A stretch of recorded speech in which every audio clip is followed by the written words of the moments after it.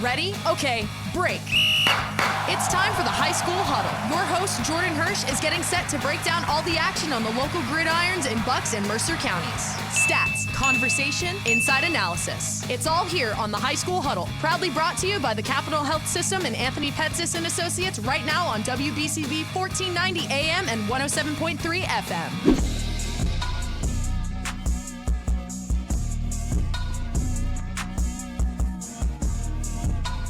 Welcome into another installment of the High School Huddle. I am your host, Jordan Hirsh, and we've got another very packed show for you here on a Thursday afternoon. Thank you to everybody tuning in on the radio side, WBCB 1490 AM, 107.3 FM, as well as on the YouTube side at WBCB Sports. But we first got to talk about the Neshaminy Skins. They've got a huge game coming up against Pennridge tomorrow. I'll be on the call alongside Rob Gilmore at 7 o'clock for senior night.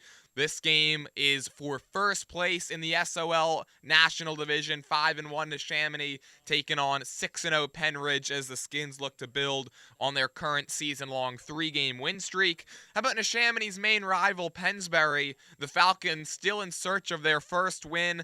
They continue to keep games close. Fell to CB South last week and now finish up their trek through Central Bucks this week with a game against Central Bucks West tomorrow at 7 o'clock over on YouTube at WBCB Sports. Chris Ermer, Gus Barber, Ben Goldstein, they've got you for the call of that game. The Falcons defense continues to really hold some really good offenses at bay. Unfortunately, Pennsbury's offense still looking for that spark to be able to get the Falcons over the hump and get into the win column for the first time this season.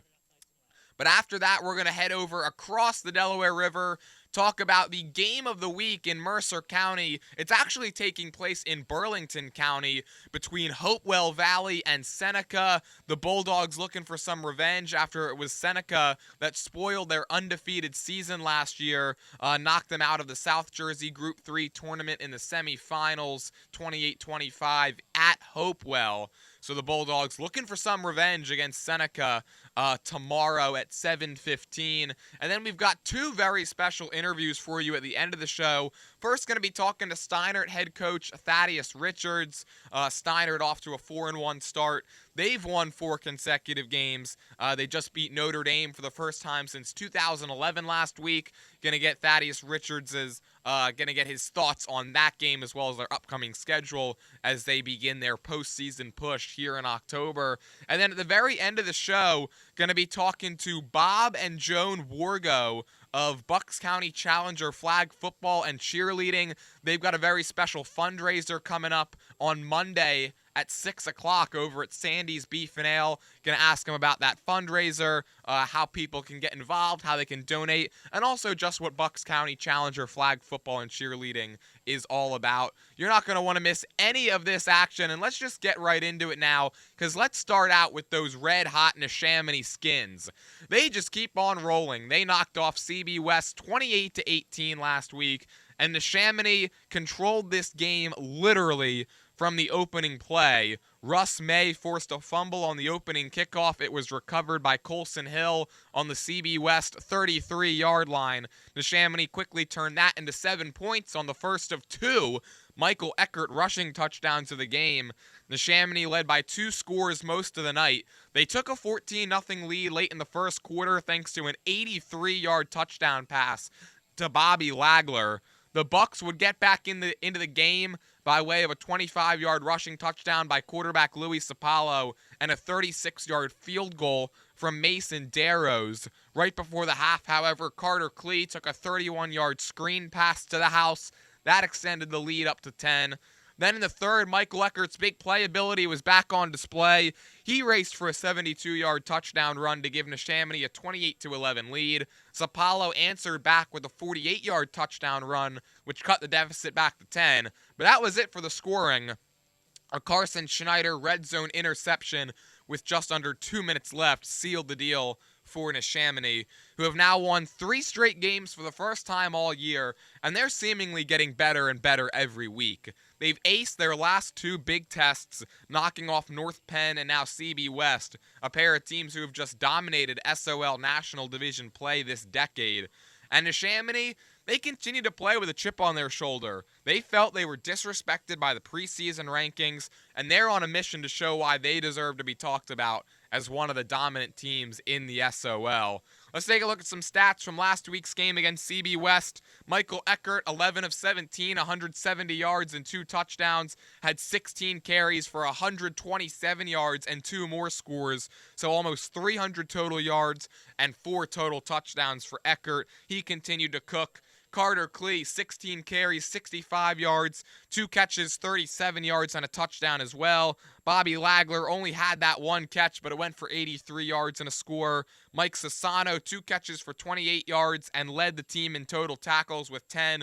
Also came up with an interception. Lucas Stewart made his return last week, the tight end, the senior tight end for Neshaminy. He got injured in the first game against Emmaus. He comes back with 3 catches and 21 yards last week. And how about the game safety Dan McGarity had? A sack, 9 total tackles, and 3 tackles for loss. Then Corey Keenoy-Webb and Owen Schwartz just continued to do what they do best. That's get to the quarterback. They each recorded a sack each. As a team, Neshaminy, 8 tackles for loss, 3 sacks, and 2 interceptions. One area they do need to clean up is the penalties. We're going to get to that in just a little bit. But for Neshaminy, wins like this are just always more rewarding for a team that has a chip on their shoulder because they feel that they are being proven right. It makes a team like this a lot more dangerous as well because they're not going to get too high on this win. They understand there are still bigger fish to fry if they want to truly prove that they belong in the conversation as a Bucks County and even a Pennsylvania powerhouse.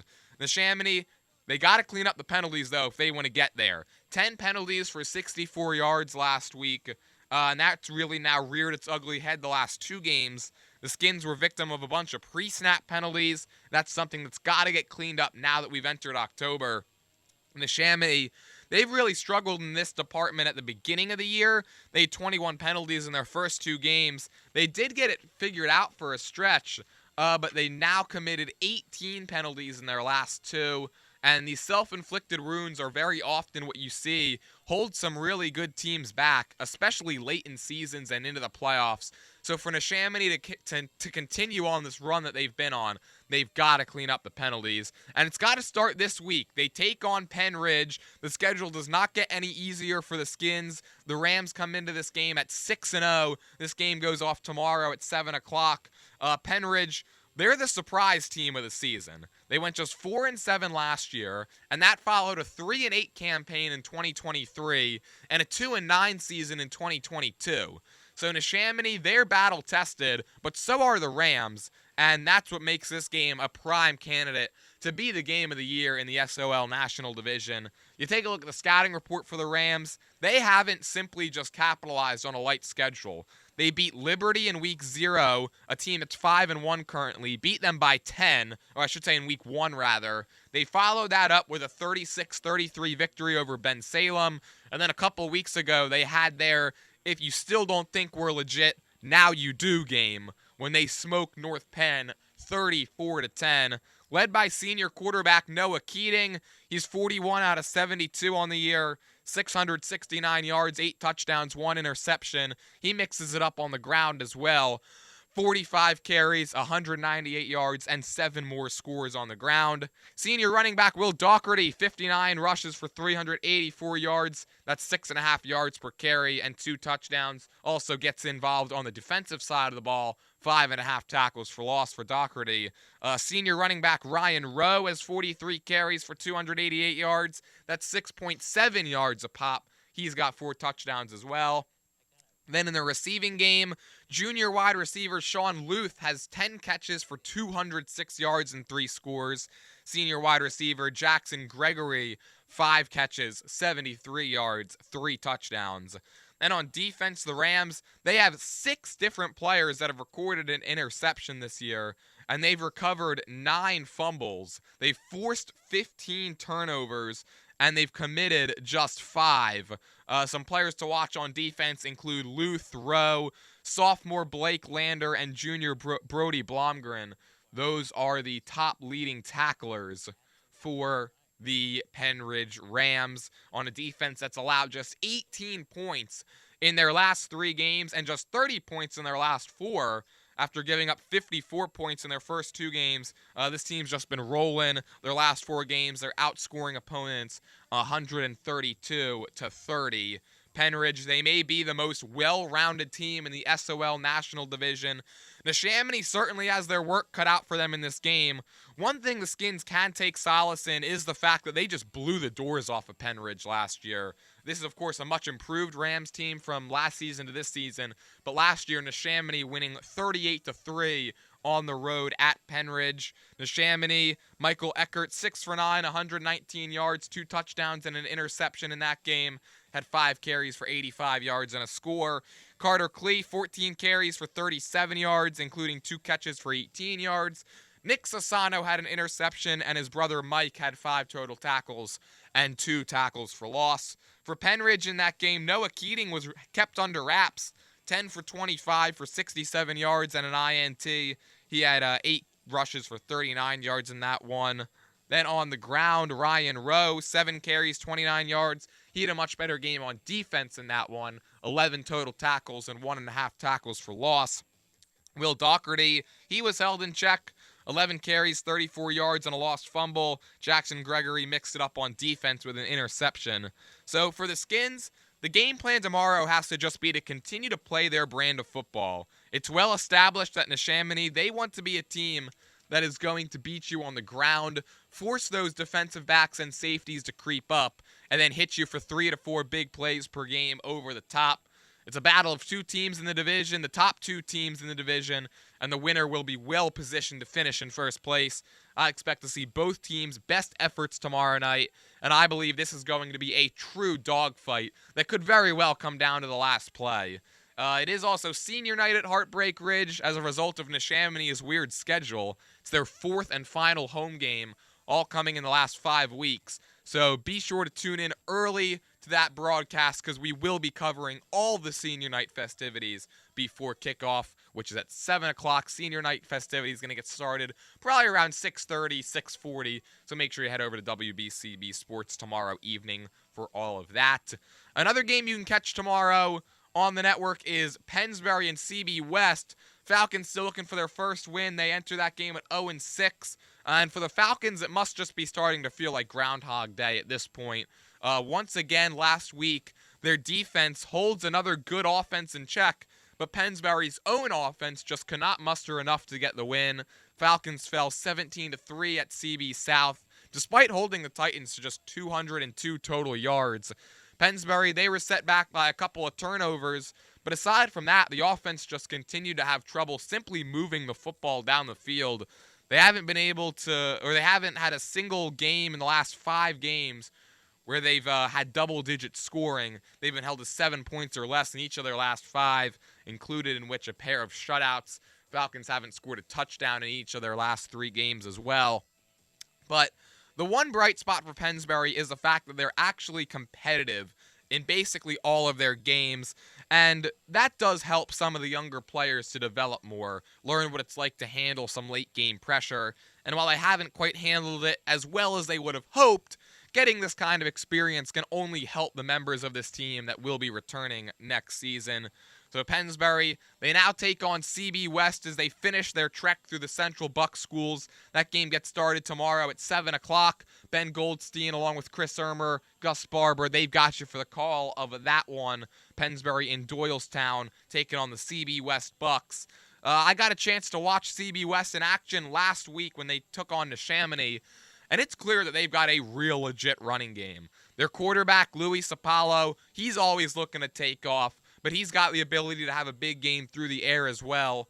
Running back Nick Mileto, he's a very physical runner, and he's one of the team leaders on defense too. Wide receivers Owen Pudlow and Jack Wilson, they each have the ability to take the top off of any defense.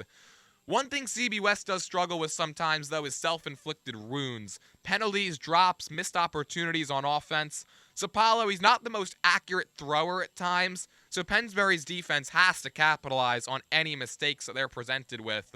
Because for the Falcons to have a chance in this game, they must win the turnover battle and set up their offense with some short fields, because this really feels like a game that Pennsbury's only chance to win is if they get some help from CB West.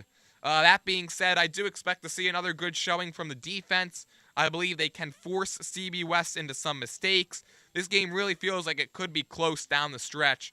Pennsbury just doesn't get blown out, and in all likelihood, they're going to be right there in the second half in this game with a chance to win. So the Falcons still looking for that first win of the season.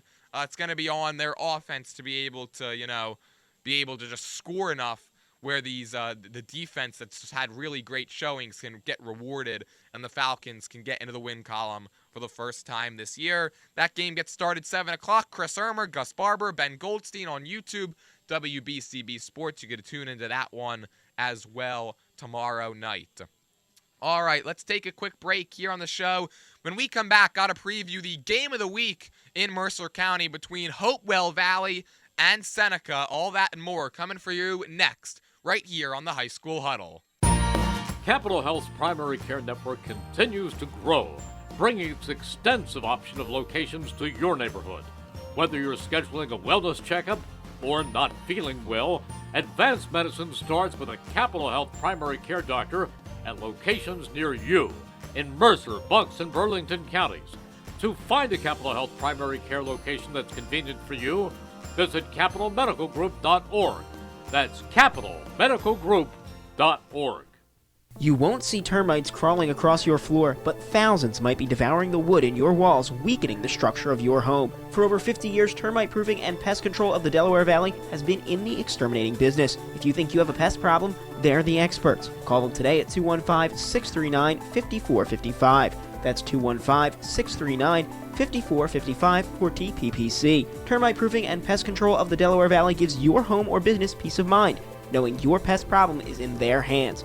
Located at 1560 Bristol Pike in Bensalem, they use only EPA-approved material applied by licensed technicians. Call Termite Proofing and Pest Control of the Delaware Valley at 215-639-5455.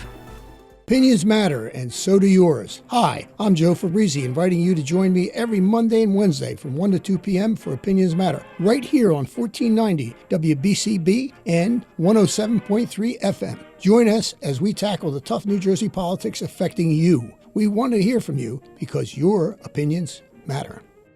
You're listening to the High School Huddle on WBCB 1490 AM and 107.3 FM. The High School Huddle is proudly brought to you by the Capital Health System and Anthony Petsis and Associates. Now back to your host, Jordan Hirsh.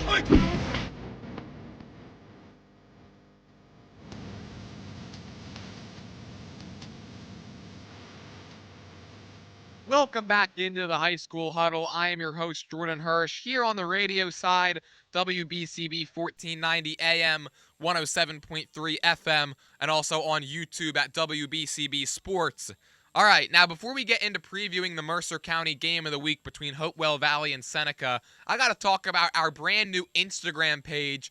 You can follow us on Instagram, WBCB_SN.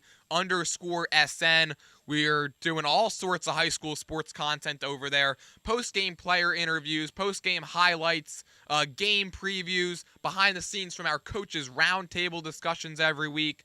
We've got advertisements for this show, the High School Huddle, as well as my other show, Friday Night Hype. You don't want to miss any of the action going on over there on Instagram. Make sure you head over and drop a follow at WBCB_SN. All right, let's get into it now. Hopewell and Seneca, rematch game for the Bulldogs. And I don't think there's ever been a more obvious game of the week than this. Hopewell Valley taking on Seneca on the road at 7:15 tomorrow. It's a rematch of last year's South Jersey Group 3 semifinal game that saw Seneca upset the Bulldogs 28-25, spoiling Hopewell Valley's undefeated season and a chance at a sectional and even a state title. And while many players from that Hopewell team have since graduated, there are still plenty of guys who started that game and surely have had this one circled all season long. In addition, many of the new starters this year, they were on the sidelines for that heartbreaking finish last year, and they've got just as much revenge on their minds as the guys that were playing in that game as well. So Hopewell Valley and Seneca, they actually began this home-and-home series last year in the regular season. Hopewell took a 35-12 victory on their home turf in Week 5.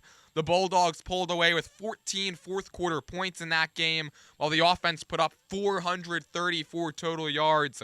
For Seneca, their offense had no problem moving the football, but scoring was a different story. They scored only 12 points despite totaling 375 yards of offense. Then sophomore quarterback Anthony Tirico, he's their starter once again this year. He went 16 for 30, 242 yards, 2 touchdowns, and a pick in that regular season game. So now let's flash forward to November 8th of last year. Hopewell Valley had just dispatched Nottingham 45-15 the week prior.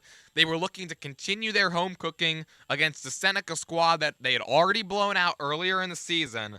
And the game went into halftime, Seneca on top 14-10, thanks partially to a pick six thrown by quarterback Milan Desai. Then in the second half, Bulldogs, they were forced to play catch-up. They went down 21-10 after Tirico ran it in from 18 yards out. The Bulldogs would respond with a 32-yard touchdown pass from Milan Desai to Cooper Breeler, but then a 70-yard TD gave Seneca their 2-score lead back. In the fourth, Desai would trim the deficit to 3 with a 1-yard touchdown run, but that's as close as the Bulldogs could get in that game. Seneca, they'd go on to win, and they would end up falling to Mainland 42-15 in the sectional finals. So now, Hopewell Valley is the team looking for some revenge, and this year's Hopewell squad looks just as good as last year's through the first 5 weeks, and they're doing it a little differently. The run game has really led the charge these first 5 games, specifically junior running back Ethan Valenza. He missed all of last season with an injury. Valenza had a broken nose in week 0, missed that game against Montgomery, perhaps uncoincidentally, the Bulldogs' lone loss of the year. Valenza, 68 carries and a team-high 627 rushing yards. He's got 7 touchdowns. In fact, as a group, Hopewell Valley, they've rushed for 1,374 yards on 172 carries. That's good for 8 yards per carry. They've also got 17 touchdowns on the ground as well. Senior quarterback Grayson Vlasic, he hasn't been asked to do too much as a result, but he certainly had himself a breakout game last week. Allentown is who they faced. Hopewell Valley beat them 50-7.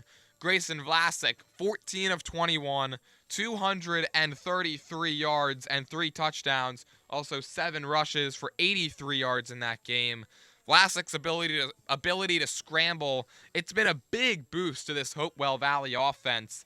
He has 327 rushing yards himself and 4 rushing touchdowns. And another really impressive part of Vlasic's game is his decision-making. Because oftentimes you'll see first-year starters, especially at the high school level, just try to force things when a play breaks down. But Vlasic, he just simply doesn't do that. He's thrown just 1 interception all season, and when your quarterback is protecting the football like that, you're always going to have a chance to win. So Hopewell Valley in great position going into this Seneca game. They are winners of their last 4. But now let's take a look at Seneca, the Golden Eagles. They're also off to a 4-1 start. And they've got the benefit of home field advantage, something they didn't have in either meeting last year. Seneca, they hail from the West Jersey Football League Continental Division, and they currently lead that division in points scored with 136, and points allowed at just 42. They have not allowed an opponent to score more than 15 points in a game this season, and 3 of their 4 wins have come by 26 points or more. Lone loss was a couple of weeks ago at home against Haddonfield, 14-11.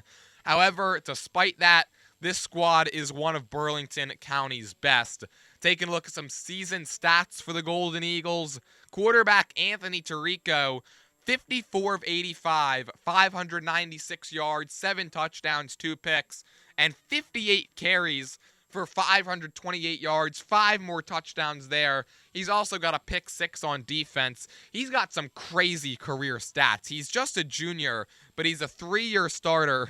For his career, he's 322 of 547, 4,290 yards through the air. He threw for over 1,800 yards in each of his first 2 seasons, 38 passing touchdowns, 18 interceptions. Then on the ground, he's got 250 carries, 1,760 yards and 20 TDs, just unearthly numbers. Through his first 2.5 seasons as the quarterback, he has over 6,000 total yards and 58 total touchdowns. He's, of course, the main focal point for the Hopewell Valley defense in this game. We're going to get into that in just a little bit, but let's just continue rolling through the stats here for Seneca because they're very impressive. Senior running back Brody Phillips, 53 carries, 438 yards, and 4 touchdowns. He also has 13 catches for 88 yards and a TD. On defense, he has 2 picks and 19 total tackles. Then there's junior wide receiver Gabe Atz. He's got 11 catches for 142 yards and 2 touchdowns. Junior wide receiver Nate Sauerwald, also 11 catches on 144 yards. On defense, junior defensive lineman Christian Alexander has 3 sacks. And junior linebacker Robert Livingstone, 30 total tackles. So Seneca, they're one of the most well-rounded teams in the state. They've got a quarterback that's very experienced and can beat you just about any way possible. And while it may be impossible to stop him, slowing him down enough has to be the mindset for this Hopewell Valley defense. If you've got a chance to drop him for a loss, you have to make that tackle in this game. Because Tarico, he's a guy you absolutely cannot allow to just dance around, escape the pocket, because if he does, he's going to make something happen, whether it be with his arm or with his legs on the ground. The good news for Hopewell Valley, though, is they feature one of the best defensive lines in the area.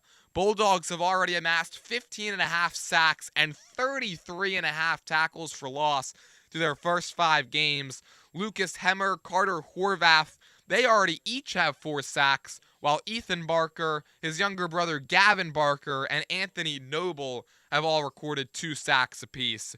So the biggest key for this Hopewell Valley team on defense in this game, it's getting to the quarterback, and this is a team that is certainly well equipped to do just that. But offensively, the Bulldogs are going to be tasked with solving a defense that's allowing just over 8 points per game. And while the Golden Eagles have not faced off against an offense like Hopewell Valley this season, it's a defense that just does all the little things right. They average only 1 turnover force per game. They've only gotten to the quarterback for 7 sacks this year, but they make all the right reads and all the right decisions. They tackle well, and they just play good fundamental football. So, that being said, I do like Hopewell Valley's chances on offense in this game. They've got a very talented group of guys coming off a game where they just hung 50 on Allentown. Do I think they can go out there and hang 40 to 50 on Seneca? Heck no. But is the way Dave Caldwell's teams typically go about things on offense with the ability to sustain long drives with their ground game, especially this year's squad for Hopewell Valley, and their prowess in the running game as well. They've got the ability to tire out opposing defenses, and they also maintain, of course, that ability to hit you over the top with big plays, whether that be through the air and even on the ground as well. A guy like Ethan Valenza running behind an extremely talented offensive line, and then, of course, through the air with Grayson Vlasic as well. Vlasic, he does a very good job not turning the ball over like we talked about. So I foresee Hopewell Valley's offense being able to go down there, and I think they're going to score at least more than 15, which is, again, that's the most Seneca has allowed in a game so far this season. Not going to make a prediction for this game on this show. For that, you could tune in tomorrow at 4 o'clock. Myself and Rich Fisher, we've got you covered for Friday Night Hype. A lot of action going on around Mercer County. A lot of interdivisional action. We're going to be breaking down all of those games, as well as predicting how Pennsbury and Neshaminy, how those games are going to go. That gets started at 4 o'clock tomorrow on WBCB 1490 AM, 107.3 FM, and on YouTube at WBCB Sports. But all right, back to this show. After breaking down that Hopewell Valley and Seneca game, what do you say we talk to one of the head coaches of one of the better teams in the West Jersey Football League, especially in the Capital Division?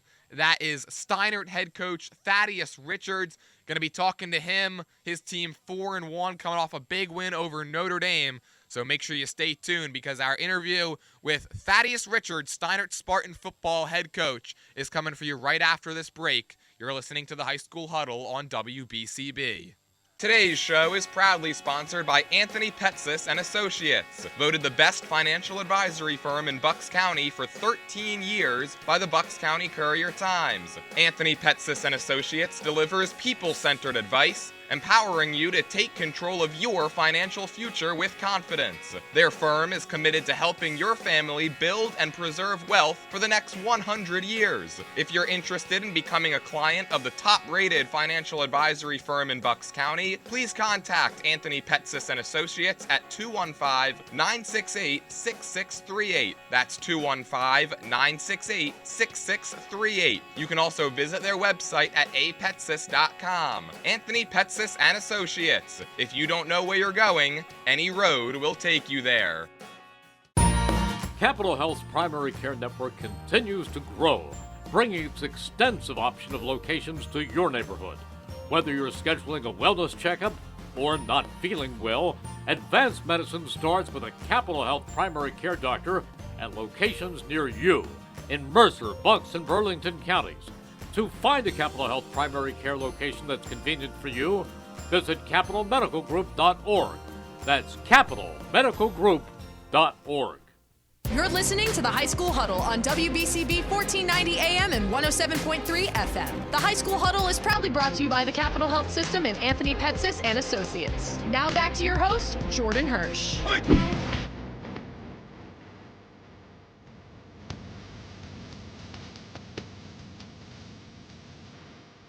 Welcome back into the High School Huddle. I am your host, Jordan Hirsh, and now on the line I've got a very special guest, the head coach of Steinert Spartan High School football, Thaddeus Richards. Coach, how you doing today? I'm great, man. It's a pleasure to be on. Thanks for having us on, man. Well, thanks for coming on. Once again, this is your second time around here on the High School Huddle, and now for Steinert. You guys picked up your first win over Notre Dame since 2011 last week. Just what impressed you the most about your team's performance in that game? Yeah, I think for us it's been our resiliency. I know I've mentioned it throughout the year, but, man, I'm really proud of our kids and the way they responded to the little bit of adversity they've faced and going into a hostile environment where we haven't had much success over history for that for all intents and purposes, and to come out the way they did and to allow themselves to play free. It's really, really impressive stuff from our kids, man. And now, obviously, the main storyline for your team on offense this season, it's been the play of Isaac Pate, who's seemingly getting better every week, had 217 yards on the ground last week, nearly tied his career high. What has allowed him to elevate his play to just a whole nother level this season? Yeah, I do think that as the year goes on, we saw it last year too, and even his sophomore year, he kind of gets the legs get moving a little bit quicker as people get more and more tired. It's like his season really gets going as we get into late September and October here. So it's a testament to the way he's prepared throughout his senior year, throughout the weeks of practices. He's gotten better in practice consistently. So everything that he's doing in practice is now showing up on Fridays and Saturdays. So he's earned everything that he's gotten, and we're blessed to have Isaac wearing Steinert green. And then you get Mekhi Blackstone back last week. He makes an immediate impact with 2 interceptions and a tackle for loss. How big is it to have a player like him back on the field as you head into the second half of the season? Yeah, I mean, when he went out, he was we made a big emphasis on how much he meant to us physically, but emotionally as well. And as far as his leadership goes, he's our vocal leader for the most part, and kids match his energy. So as we go into that Notre Dame game, and obviously it's highlighted by the 2 interceptions, but his mentality, the way he goes about his business, it's contagious in our program. The kids look to him, and having him back in the fold, it may or may not show in the stat sheet moving forward, but it'll show as far as his ability to lead our guys. And I think that his ability kind of overshadows his leadership ability sometimes. He's a special human being. And so you guys off to this 4-1 start, winners of 4 consecutive games. A big part of that has been the play of the defensive line and the linebacker core. Just been outstanding at getting to opposing quarterbacks this season. 17.5 team sacks through the first 5 weeks. 6 different players have multiple sacks on your squad. What has made those two groups just so good at wreaking havoc in the backfield? I mean, one, it's a testament to how much they've bought in to us schematically. We do some things unorthodox. We get creative with how we design our pressure packages, and that's a credit to our defense coordinator, Joe Washington, and then our defensive line coach, Justin Vera. But the kids have bought into the technique that goes into beating one-on-one blocks and the scheme that allows them to create that pressure, generate that pressure. And I do want to make sure that I do highlight a lot of those same kids that are participating on our defensive line that are putting up the big sack numbers are part of an offensive line, too, that has not allowed a sack all year either, with 67 attempts on the year. So it's a credit to the kids. They've done such a good job playing. We're asking some of these kids, like the Demelka Parways, the Gabe Peñabach, the Nate Horchuk, to play 130 snaps a game. And they're rising to the occasion or falling to their level of preparation every single week. So I can't say enough about the buy-in to what these guys have been taught and then actually applying it on a week-to-week basis. And now your quarterback, John LaGuardia, of course just a sophomore, but now has half a season under his belt. How do you feel he has developed as a quarterback through the first 5 weeks of the year? You know, the stats aren't there, and they will get there. Throwing the ball, I'm very confident in that. He's got the ability, but his biggest tool that he utilizes right now is he is a ultimate competitor. You see him on the field. He's making the winning plays. May or may not show up on the stat sheet, but he's controlling the offense. He's dictating the flow of the game. He's getting guys where we should be aligned and allowing us to be a little bit more efficient right now offensively. So his numbers, throwing the ball might not be in there. He's running the ball well. He's making the right play, and he hasn't turned the ball over on his own accord really since week 0. If you discount the tip pass against Heightstown. So I'm really, really proud of his growth and him understanding the game plan going into each week. So really, really encouraged by the steps he's taken. Now, has there been a player or even multiple players this season that you feel have flown under the radar and deserve more recognition than they're currently getting? Yeah, I mean, to me, it's Dom DeFrancis. Defensively and offensively, he plays a thankless role for us offensively, sometimes blocking as that second back, and then defensively, when Makai went out, we maneuvered him to essentially fill that spot, and he was able to guide our defense through some really, really rocky waters as far as figuring it out schematically.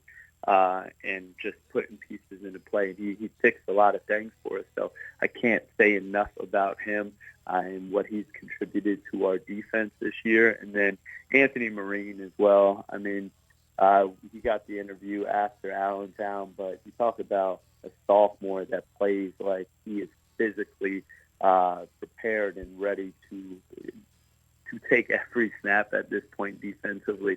He's a kid that we went into the year with question marks around, as you do with every sophomore that is playing varsity. But now he's a mainstay for us and a kid that we really, really lean on there. So I can't say enough about those two. And there's countless amounts of other guys that are contributing consistently that I'm sure when their name is called and their moment is allowed for them, that they'll rise to the occasion too. Now, last season, it seemed you guys could never quite get it to all come together consistently. It would sort of be like one step forward, 2 steps back at times. what has allowed your team to play at a more consistent level this year, now being winners of 4 in a row? Yeah, I think the big thing is we're not beating ourselves. I think last year, big moments, big games, our offense stalled out, and then we turned the ball over, or a special teams mistake. We're playing and allowing the game to come to us, and oftentimes dictating the tempo of the game. And then I go back to that resilient word. I go back to the Hopewell Valley game last year, where it's a good ball game, and then all of a sudden they return the kickoff after halftime. And the same thing happened this weekend against Notre Dame, where it's a good ball game. They return the kickoff after halftime. I think mentality-wise, we've taken a step forward, and the kids understand that, hey, adversity strikes. How do I respond? And I think that foundation was set by the seniors last year, and kind of gave these kids the confidence. And now in the weight room, these guys feel like they deserve to win on a consistent basis because of the work that they put in and the effort that they put in on a day-to-day basis since January. So, yeah, I think that's the biggest difference, and we're starting to turn into a program rather than a team as we've been in the past, I'd say. So now you guys take on Morristown on Saturday. They enter this game at 1-4. What have you seen on tape out of them this week as you prepare for this game? Yeah, I mean, going into the season, I think that a lot of our kids wanted to make sure that we weren't just in a Mercer County bubble where we're beating Mercer County teams or beating division teams and then struggling when we leave the county. Morristown is one of those out-of-county Burlington County teams, and they play a brand of football, a physical brand of football. They play a very tough schedule. So for them, I mean, they have great size. They're going to execute at a very, very high level, and they're going to make you beat them. And I think that's the biggest takeaway from Morristown. I think they're a good football team with some explosive athletes. They had over 300 yards passing last week, so plenty capable team and plenty talented team that just kind of luck has kind of went against them early in the year here. But I expect them to turn it around and start to see some success. But for us to win this game, we're going to have to play a pretty clean ball game and emphasize the things that we've been taking steps in, but play a little bit better than we have. We're going to get out of this with a win against the Burlington County team. And then finally, after this game, you guys have a bye before taking on Hopewell Valley and then Nottingham to end the regular season. What do you hope to see out of your team these final 3 games as the postseason becomes more and more in reach? Yeah, I think the big thing that we harp on here is we're process-oriented. So the big thing that I want to see from our team, we've had a little bit more success this year than we've had the past couple of years, is us to focus on the process and focus on the day-by-day. I think that you start looking ahead even to the bye week or to Hopewell or to Nottingham or to what lies ahead after that, then you get yourself into some trouble here. So I'm big on the process and understanding the process here. And today it's just about winning October, and then we'll see where the chips lie down the road. But I want to see the kids focus and embrace that process mindset, so we're not focused on anything other than the task at hand. All right, Coach. Well, that's all I've got for you. Thank you so much again for coming on the show, and good luck this week against Morristown. Thank you. Always appreciate it, man. Take care of yourself. Well, there you have it. That was Steinert head football coach Thaddeus Richards. A big shout out and a big thank you to him for coming on the show for the second time this season. His team off to a 4-1 start, taking on Morristown on Saturday at 2 o'clock. You can catch that game on YouTube at WBCB Sports. Pre-game gets you started at 1:45, so make sure you tune into that one, and make sure you tune into every Steinert football game the rest of the way, because the Spartans really look like they're building something special this season. They've got a chance to go on a really deep playoff run. But all right, when we come back, we've got 2 very special guests. We've got Bob and Joan Wargo of the Bucks County Challenger Flag Football and Cheerleading Organization. They've got a real special fundraiser going on Monday at Sandy's Beef and Ale. Going to talk to them about that, as well as just what Bucks County Challenger flag football and cheerleading is all about. So make sure you stay tuned. You're listening to the High School Huddle here on WBCB 1490 AM, 107.3 FM, and on YouTube at WBCB Sports. Today's show is proudly sponsored by Anthony Petsis and Associates, voted the best financial advisory firm in Bucks County for 13 years by the Bucks County Courier-Times. Anthony Petsis and Associates delivers people-centered advice, empowering you to take control of your financial future with confidence. Their firm is committed to helping your family build and preserve wealth for the next 100 years. If you're interested in becoming a client of the top-rated financial advisory firm in Bucks County, please contact Anthony Petsis and Associates at 215-968-6638. That's 215-968-6638. You can also visit their website at apetsis.com. Anthony Petsis and Associates. If you don't know where you're going, any road will take you there. Head out to Dion Square, located at South Oxford Valley and South Olds Boulevard, to get all your essentials in one place, with the following businesses ready to serve you: Pat Dion Beverages, CVS Pharmacy, Hair Cuttery, Smile Culture Dental, Biomat, Liberty Auto Tags, Pennsylvania Fine Wine and Spirits, Lee's Hoagie House, R&J Smoothies and Juices, AutoZone, and First National Bank and Trust of Newtown. Make Dion Square your one stop for all your shopping needs at South Oxford Valley Road and South Olds Boulevard in Fairless Hills. You're listening to the High School Huddle on WBCB 1490 AM and 107.3 FM. The High School Huddle is proudly brought to you by the Capital Health System and Anthony Petsis and Associates. Now back to your host, Jordan Hirsh.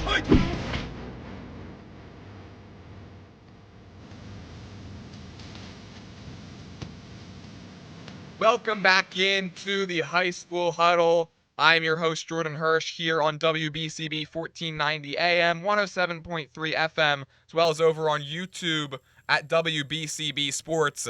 And now on the line, I've got two very special guests here with me today. The two founders of Bucks County Challenger flag football and cheerleading, Bob and Joan Wargo. Guys, how you doing today? Oh, we're doing well. We're doing well. All right, so you guys run the Bucks County Challenger flag football and cheerleading organization. Can you just talk a little bit about what it is that you guys do and a little bit about your program as a whole? Yeah, we started this program. This is our 19th year. We started the program as a way for the football players at Neshaminy High School to do their graduation project as a service project. And we started with, I'd say, about 10, maybe 15 special needs athletes, and just a handful of the Neshaminy High School football players. And it's grown into a pretty large-scale operation at this point. All right, and you guys, you've got a fundraiser coming up here on Monday, October 6th from 6 to 9 p.m. at Sandy's Beef and Ale. What will you guys be raising money for, and why is it so important that people come out and donate? Yeah, the program that we run, it's under Pop Warner's regulations, and the Challenger program is there's no charge to the parents. So any equipment, any end of the season activities, awards, banquet, all has to be paid for by fundraising. All right, and I know that as an incentive on Monday, you guys have some fun giveaways you're going to be doing as well. Can you talk about some of the stuff that people can win if they come out to Sandy's and donate on Monday? Yeah, we have about 30 baskets that they can take a chance on.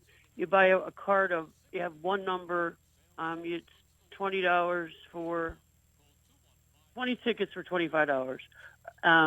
And we have a lot of gift cards that local restaurants have given us. One of the bigger prizes we have is tickets to Bristol Riverside Theater and also a gift card to King George Inn. So it makes a nice evening in Bristol Borough. The owners of Sandy's Beef and Ale are giving us 2 Flyers tickets plus a parking pass. And we have gift certificates from Arini's, in Jersey. We also have a lot of local restaurants in Newtown, Vecchia Osteria, Aqua Farina, Meglio's. We have a lot of gift cards for those. And Michael's Jewelers in Yardley has given us a gift certificate to his new store. So we're working on a lot of different things for a lot of different people. See, there you go. You guys bringing out just all the stops. So if donating to a wonderful cause wasn't an incentive enough, all those giveaways certainly should get people come out. Sandy's Beef and Ale again on Monday, October 6th from 6 to 9 p.m. Go out and support Bucks County Challenger flag football and cheerleading. But now I want to ask you guys a little bit just about what inspired you to start this organization? Because, it really is such a great cause and one that people in our community should be aware of. I'm a special ed. I was a special ed teacher at Neshaminy High School, and my husband was a history teacher at Ben Salem High School. So giving back to the community is something that we think is very important. And we like to see high school kids be involved in that as well. And what these high school kids do every Sunday is amazing, because Sunday is basically their only day off. It's a 10-week program. They come out every Sunday from 11 to 12:30 and work with the kids. But they have no time off all week between school, family obligations and football obligations. They're very busy, but the bonds that they make with these kids is just amazing. We've had a lot of kids actually have gone in to be teachers, special ed teachers, from doing this. And then I'm sure it takes a lot of hard work, right, from a lot of different people to give these kids these wonderful opportunities. So who else on your staff would you like people to know about, just with all the effort that they put into the organization? Yeah, we have one of our people that started, I guess, probably 19 years ago when we first started. Her son was a high school football player, Diane Galinsky, who has stayed with the program. Even their son has graduated and is a special ed teacher in Maryland. She stayed with us. We have John Schmidt, whose son also was a buddy with our program from Pennsbury High School. He stayed with us, even though his son is just about to graduate college. He is our photographer, and he takes about 200 pictures of the kids on Sundays, and he puts them on our Facebook page and our website, and the parents can take the pictures however they want, so the parents don't have to do it. Rick Lee was a football coach with my husband at Ben Salem, so he helps us out. And then we have Sandy Spong, who I taught with at Neshaminy High School. He's a special ed teacher at the high school still. And we have Dennis Cox and his wife Stephanie. They help us out. And Ed Place, who's a football coach at Neshaminy, helps out. And Steve Wilmont, who was the football coach at Neshaminy, who retired last year, he's been coming out with us since we started. Awesome. And now, on a more personal note, I guess, what has been the most rewarding part of your involvement with Bucks County Challenger flag football and cheerleading?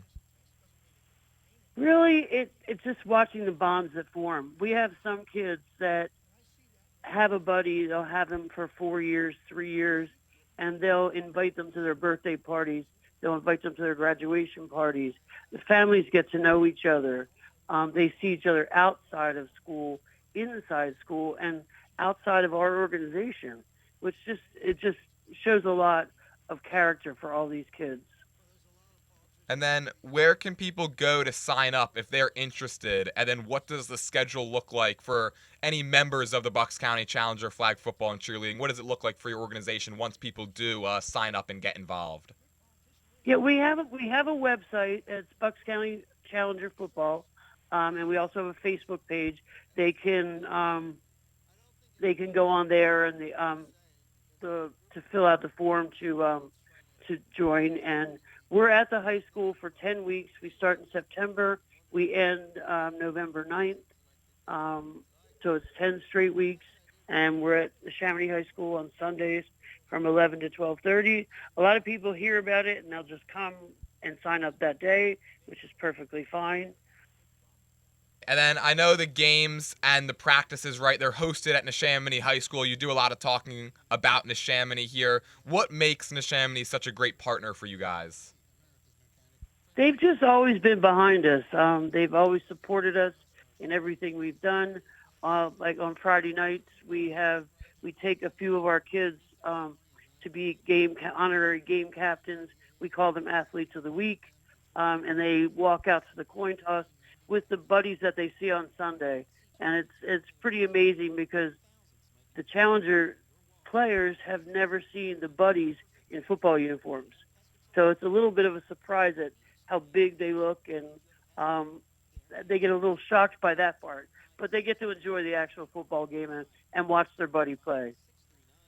All right, and then finally, so, of course, the main fundraising event is this Monday, October 6th at Sandy's Beef and Ale. But, of course, if there are people that want to donate but maybe can't make it out to Sandy's on Monday, what other avenues could somebody go down if they wanted to make a donation? We have on our website, we have a donation section, which has our Venmo account, which they can go through there and give a donation through that. We've had community members who have donated because they can't make the fundraiser, so we have had that before.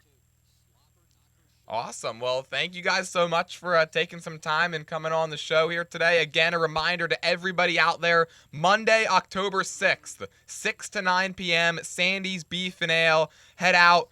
Help raise some money for Bucks County Challenger flag football and cheerleading. Enjoy some really good eats, and maybe you could win some prizes, some of the raffle giveaways as well. But Bob and Joan, thank you so much for coming on.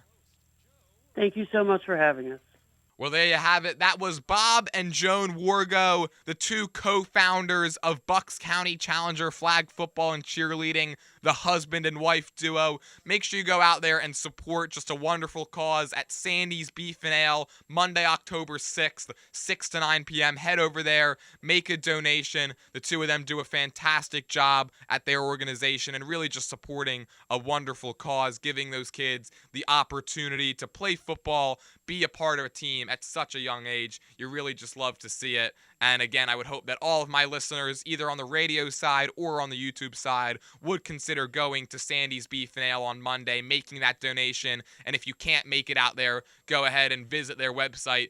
Like Joan mentioned, they've got the donation page and the donation link right there available to you on the website as well. But I want to thank them one more time for coming on the show, talking a little bit about their organization and about their fundraising event that they've got coming up on Monday. So a big shout out to Bob and Joan Wargo. And I'd like to thank everybody else who tuned in today, either on WBCB 1490 AM 107.3 FM, as well as on YouTube at WBCB Sports. For those of you on the radio side, Glenn Jones is next. Make sure you also tune in to Friday Night Hype with myself and Rich Fisher on the radio, as well as on YouTube tomorrow from 4 to 5 p.m. Thank you guys again so much for listening this afternoon, and have a great night, everybody.